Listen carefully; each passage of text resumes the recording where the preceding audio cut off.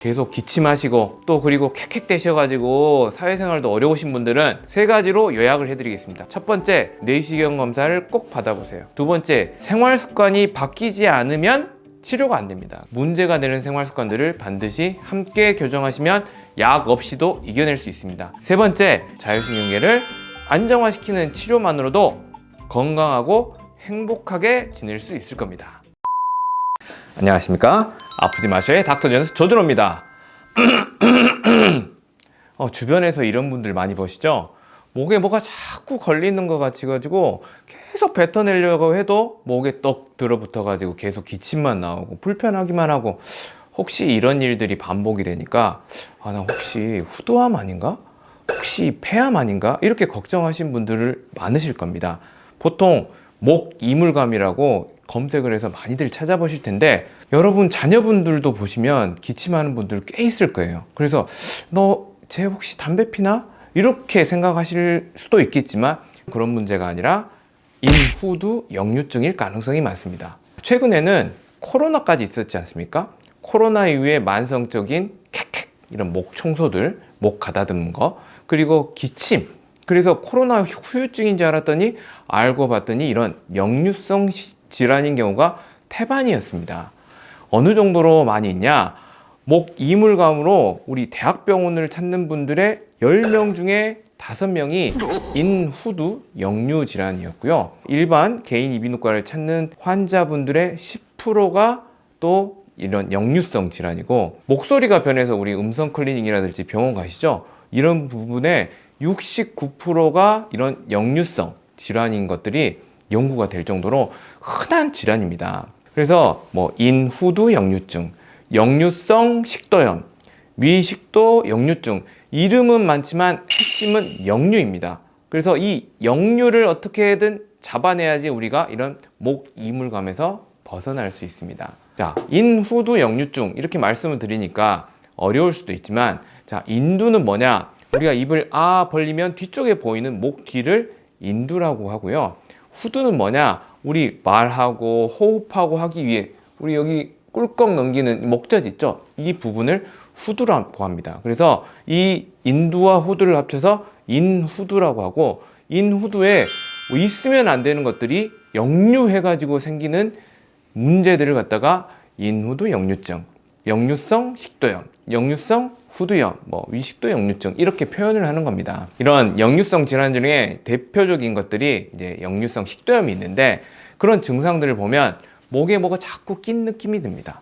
그리고 캑캑 이런 목청을 자꾸 가다듬어야 되고, 또 우리 청소를, 이걸 목청소라고 하거든요. 목청소를 계속 하루 종일 하는 분들, 그리고 반복적으로 하다 보면 이 성대들의 염증이 생기거든요. 그래서 목소리가 쉬게 되고 이제 붓기 시작하면 통증도 발생해야 되는 거죠. 그리고 재미있는 사실은 인두, 후두, 그리고 식도 이렇게 이야기를 했지만 이 호흡기까지 관련이 되어 있습니다.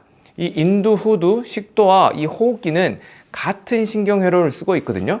그래서 이 인두와 후두와 우리 식도에 생기는 이런 역류성 염증들은 신경 반사에 의해서 기관지를 자극해가지고 자꾸 만성적인 기침을 하게 합니다. 그리고 이제 식도에 염증이 생기면 충통까지 발생을 할 수가 있습니다. 그리고 숨쉬기도 힘들어지고 사례가 들리기도 하고, 우리가 이비인후과를 찾아가가지고 저 코 뒤로 뭐가 자꾸 넘어가요, 목 뒤로 뭘 자꾸 꿀꺽 삼켜야 돼요 해서 보통 비염약들 많이 드시고 또 축농증 약들 많이 드시는데, 실제로는 이 목과 후두의 염증 때문에 과다 분비되는 점액샘들 때문에 생기는 문제거든요. 그래서 우리가 생각하고 있는 목 문제, 가슴 문제 이런 문제가 아니라 실제로는 뭔가의 역류에 의해서 계속 반복적으로 일어나는 염증 문제다, 이렇게 바라보시면 되겠습니다. 그러면 이게 지금 목에 이물감이나 기침이 반복이 되는데 이런 거는 어떻게 진단을 내릴까요? 간단합니다. 내시경을 받아보시면 되는데, 우리 수면 마취가지고 하는 내시경이 아니라 코로 넣기도 하고요, 입 안으로 넣어가지고 1분이면 볼 수가 있습니다. 두 번째 방법으로는 이중 탐침 24시간 산도 검사가 있는데, 그 검사는 24시간을 해야 되지 않습니까?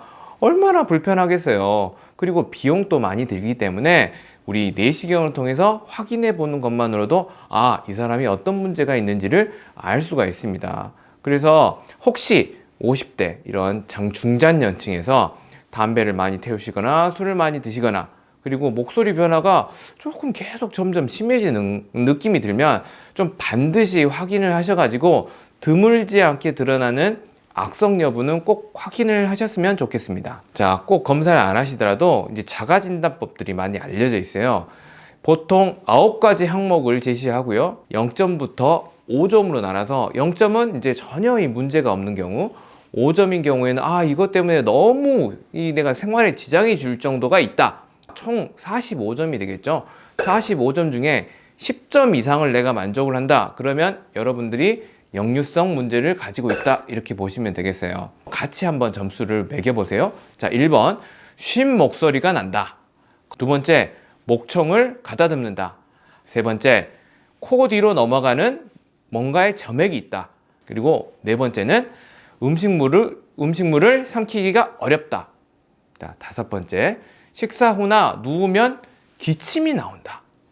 여섯 번째, 숨쉬기가 힘들거나 가끔 사례가 든다. 일곱 번째, 성가시거나 문제가 되는 기침이 난다. 네, 여덟 번째, 목구멍에 이물감을 느낀다. 뭐가 덩어리가 걸려 있는 것 같다. 그리고 아홉 번째는 가슴이 쓰리거나 가슴이 아프거나 소화가 안되거나 위산이 넘어오는 것을 느낀다. 목이 뜨거워지는 것을 느끼겠죠. 자, 점수를 0점에서 5점으로 한번 각각의 항목을 매겨보시고 10점이 넘는다. 그러면 일단은 간단하게 받아볼 수 있는 내시경을 꼭 받아보시고, 자, 지금부터는 이런 문제를 해결할 수 있는 치료법에 대해서 한번 이야기를 드리도록 하겠습니다. 일반적으로 병원을 가면 인후두 역류증이에요, 역류성 후두염이에요, 역류성 식도염이에요 하면 위산 억제제를 주거든요. 자, 왜 위산 억제제를 주냐?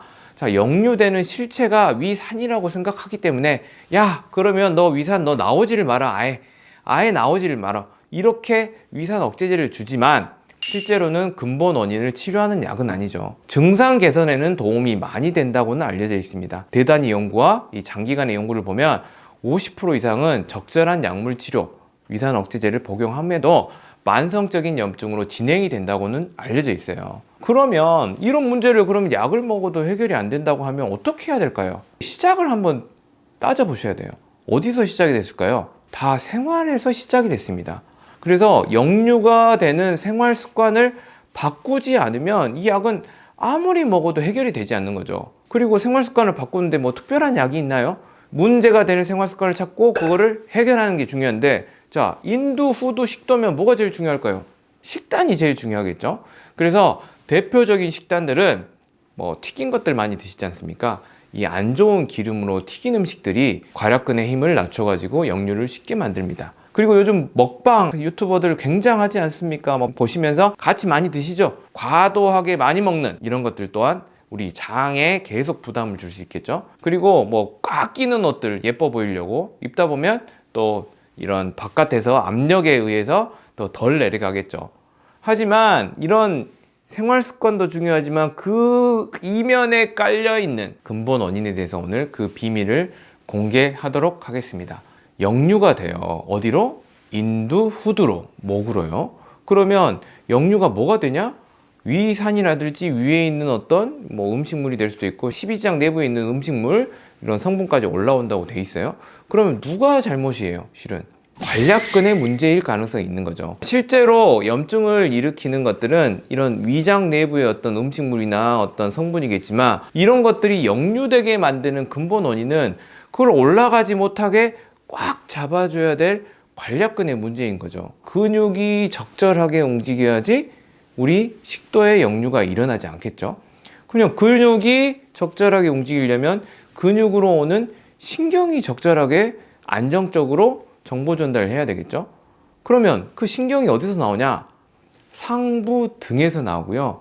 그 센터는 목에 있습니다. 즉 목과 등의 밸런스 문제는 괄약근을 지배하는 신경의 불안정성을 만들고 그로 인해서 적절한 괄약근의 기능들이 이루어지지 않는 거죠. 그래서 괄약근의 정확한 적절한 톤을 유지하기 위해서는 전제 조건은 좋은 자세에 있다. 그래서 일자목, 거북목, 거북등, 새우등이 되지 않도록 하는 게 치료의 핵심이 되겠습니다. 그러면 우리 몸에는 방어 기전이 없냐?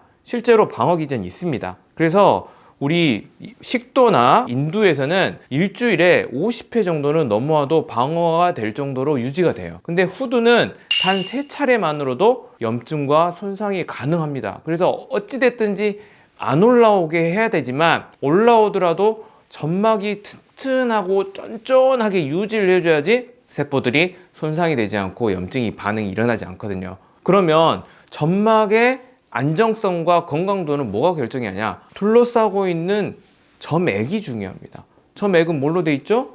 물로 돼 있습니다. 그래서 이 수분이 굉장히 중요한 거죠. 우리가 생각해 보세요. 사막, 이 아주 바짝 말라 있는 땅은 대기만 해도 갈라지지 않습니까? 탈수가 되어 있으면 점막이 쉽게 상처가 나고 상처가 나도 복구가 덜 되게 됩니다. 그래서 우리 역류성 식도 질환, 자꾸 목에 이물감이 생기고 기침이 나더라도 우리는 탈수가 되는 습관들을 피해야 됩니다. 가장 중요한 거는 일단은 카페인이나 이런 걸 줄여야 되겠죠. 그리고 공급을 늘려야 됩니다. 물을 적절히 먹어야 되고 물을 보유할 소금 섭취도 적절히 해줘야 됩니다. 세 번째는 소모를 줄여야 되는데 그 소모가 되는 부분이 우리 몸에 여러 가지가 있는데 핵심은 근육에 있습니다. 그래서 근육들이 과도하게 일하는 환경들을 만들어 버리면 물이 소모가 많이 되거든요. 그리고 우리가 혈액순환이 잘 돼야지 문제가 생기더라도 바로 복구가 가능할 겁니다. 그런 문제에 있어서도 혈관의 톤을 조절하는 신경이 나오는 척추, 그리고 탈수, 이런 문제들이 반드시 교정이 돼야지 약이 없이 이겨낼 수가 있습니다. 근데 저는 귀찮아서 그냥 약 처방 받아서 먹을래요, 이렇게 말씀하시는 분도 있고, 실제로 약을 먹으면 증상 자체가 좀 편해지는 것도 있습니다. 그러면 실제 처방받는 위산 억제제에 대해서 한번 고민을 해볼게요. 그럼 위산이 나쁜 걸까요? 위산은 굉장히 중요한 겁니다. 음식물이 들어오고 그 음식물을 통해서 같이 함께 들어오는 미생물들이 적절하고 강한 위산이 나오면서 그런 것들을 다 분해할 수 있도록 죽처럼 만들어줘야 되고, 나쁜 미생물들을 살균을 시켜가지고 그 다음 단계로 보내야지 장에서의 적절한 소화 흡수가 되지만, 위산의 기능이 없으면 이제 음식물도 녹이지를 못하고 세균을 살균을 시키지 못하니까 그 아래쪽으로 내려가도 계속 발효, 부패 과정을 겪으면서 계속 장 트러블이 될 수가 있거든요. 그래서 지금 너무 불편하시다 그러면 약물 치료는 추천드려요. 단 생활습관 개선이 같이 돼야지 약도 끊을 수 있을 겁니다. 목에 이물감, 계속 기침하시고 또 그리고 캑캑 대셔가지고 사회생활도 어려우신 분들은 자, 집중해 보세요. 3가지로 요약을 해드리겠습니다. 첫 번째, 악성일 수도 있습니다. 그냥 단순하게 넘기지 마시고 1분이면 받을 수 있는 내시경 검사를 꼭 받아보세요. 두 번째, 치료를 하려면 이 질환은 생활습관병입니다. 생활습관이 바뀌지 않으면 치료가 안 됩니다. 그래서 문제가 되는 생활습관들을 반드시 함께 교정하시면 약 없이도 이겨낼 수 있습니다. 세 번째, 이 문제를 일으키는 근본 원인에는 자율신경계 이상이 꼭 깔려있고 그 자율신경의 이상에는 척추 밸런스 문제가 들어있고 탈수 문제가 들어있습니다. 그래서 지금 자세를 반드시 하시고 물을 충분히 섭취해 주시는 것만으로도 이 목의 이물감, 역류성 질환들을 치료하는 중요한 힌트가 될 수 있고, 만약에 여러 가지 노력을 해도 해결이 되지 않고 어려운 분들은 자율신경계를 안정화시키는 치료만으로도 건강하고 행복하게 지낼 수 있을 겁니다. 오늘 이 이야기가 도움이 되셨다면 구독과 좋아요 꾹 눌러주세요. 감사합니다.